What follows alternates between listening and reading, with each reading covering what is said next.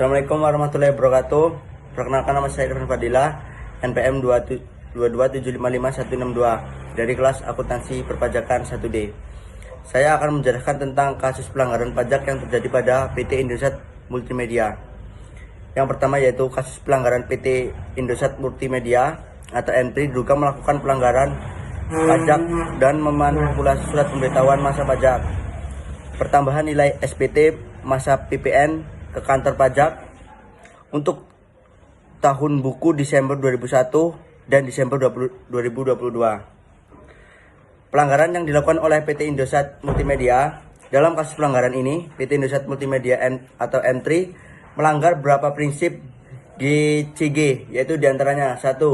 Prinsip transpirasi. Dalam kasus ini, PT Indosat Multimedia dinilai tidak menyediakan informasi yang material dan relevan. Yang kedua, prinsip akuntabilitas. Dalam kasus ini, PT Indosat Multimedia atau MT tidak dapat mempertanggungjawabkan kinerjanya secara transparan dan wajar. Pihak manajer perusahaan melakukan manipulasi laba dan melakukan penggelapan pajak dengan cara manipulasi surat pemberitahuan masa pajak pertambahan nilai. Yang ketiga, prinsip responsibilitas. PT Indosat Multimedia atau MT tidak mematuhi peraturan perundang-perundangan dalam hal melakukan manipulasi laba dan penggelapan pajak yang dilakukan oleh pihak manajemen yang bekerjasama dengan para pejabat tinggi otoritas terkait dengan auditor dari akuntansi pajak. Yang keempat yaitu prinsip independensi terkait dengan masalah pihak manajemen berkonspirasi dengan para pejabat tinggi negara dan otoritas terkait dengan melakukan penipuan akuntansi. PT Indosat Multimedia melanggar prinsip independensi, yaitu keadaan di mana para pengolah dalam mengambil suatu keputusan bersifat profesional, mandiri, bebas dari konflik kepentingan dan bebas dari tekanan pengaruh dari manapun yang bertentangan dengan perundang-perundangan yang berlaku dengan prinsip pengelolaan yang secara independen. Penyebab terjadinya pelanggaran penggelapan pajak oleh PT Indosat Multimedia. Satu, penyebabnya adalah tekanan insekutif yang merupakan motivasi seorang untuk melakukan fraud. Yang kedua, adanya kesempatan atau peluang privat, yaitu kondisi atau situasi memungkinkan seorang melakukan atau menutupi tindakan tidak jujur. Yang ketiga, rasionalisasi atau sikap attitude. Dan keempat, faktor kompetisi.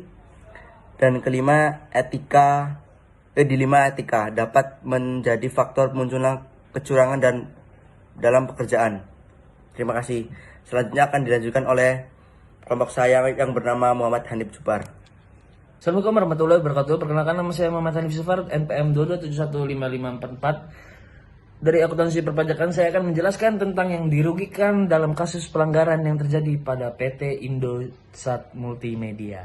Dalam kasus ini, pelanggaran pajak PT Indosat Multimedia atau bisa disingkat dengan IME diduga melakukan pengelolaan pajak dengan cara memanipulasi pemberitahuan masa pajak pertambahan nilai SPT tersebut pada masa PPN yang dilakukan pada Desember 2022. Sanksi yang diberikan kepada PT Indosat Multimedia itu terdapat ada satu sanksi. Yang pertama, sanksi administrasi, yaitu sanksi administrasi berupa denda, bunga, dan kenaikan. Dan kesimpulan yang kita dapat dari yang sudah dijelaskan oleh rekan saya bernama Irfan Fadilah yang tadi sudah dijelaskan, kesimpulannya adalah PT Indosat Multimedia diduga melakukan penggelapan pajak dengan cara memanipulasi surat pemberitahuan masa pajak pertambahan nilai SPT masa PPN, dan manajemen juga melakukan konspirasi dengan auditor dari kantor akuntan publik dalam melakukan manipulasi lalu yang menguntungkan dirinya dari konspirasi tersebut. Sehingga prinsip transparansi, prinsip akuntabilitas, prinsip kemandirian, dan prinsip responsibilitas itu adalah penanggung jawab bagi para pemasuknya. Sekian dari saya. Assalamualaikum warahmatullahi wabarakatuh.